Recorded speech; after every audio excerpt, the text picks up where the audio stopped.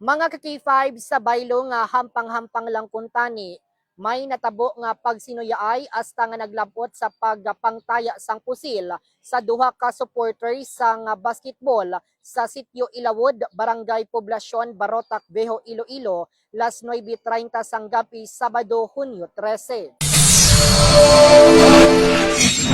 DTX 500. Di na problema mo bala ang mataas nga blood sugar level? Ang DTX 500 na. Ginkilala ang biktima kay alias Ron, legal ang edad, samtang ang suspect naman amo si alias Ken, 46 anyos, kag residente sang amuman nga barangay. Sa interview sang K5 News FM Sara kay Police Captain Frances Batallones, hepe sang Barotac Veho Municipal Police Station, ginpahayag sini nga pareho mga supporters ang duwa sa diin, nagdaog ang ila grupo kag nag-inom-inom ang mga ini. Lunsay upod man sa ilimnan ang suspect kag biktima sa selebrasyon sang basketball team sa ila lugar kun sa diin may ginhiwat nga victory party. Dugang pa sini nga sa ila pag-inom-inom sang makahulubog nga ilimnon, may natabo nga hindi pag-intindihanay ang duwa hasta nga nagbinaisay rason nga napuno ang suspect. Ginpahayag pa ni Batallones nga nagpauli pang suspect sa ila balay kag nagkuha sang pusil nga 38 caliber revolver kag nagbalik sa diin.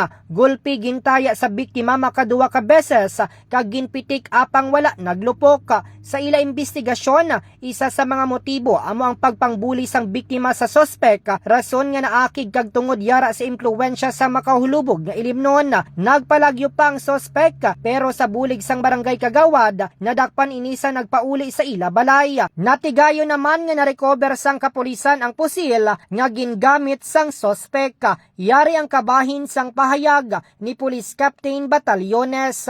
May victory party sila nga giniwat kay tungod nga daw nag-champion ang basketball team sang poblasyon ni Ilawod. So inising duwa ini is mga supporters mo lang ini, mga fans. But nung after sang ilang mga drinking session, may hindi sing pagintindihan ay kag accordingly nagpuli ang aton nga suspect sa ila balay kag nagkuha sang armas nga pagbalik amo tugin na tayaan kag tuyo tani nga tiruon ng aton nga biktima. Kaging pitiki ang 38 caliber pero luckily way naglupok. Natigayo naman mga ka-K5 nga napasaka ang kasong attempted murder kag illegal possession of firearms batok sa suspect nga sa karon nakahunong sa Barotac Veho Municipal Police Station. Balita nagikan sa 5th Distrito, ini si ka-K5 Reggie Plazuela de Mayo para sa Kampiyon nga Balita, Serbisyo Publiko kag Kalingawan sa 5th Distrito. K5 News FM. Ang superpower sa Mighty C. Lakas Tensya. Matalinaw Mighty C.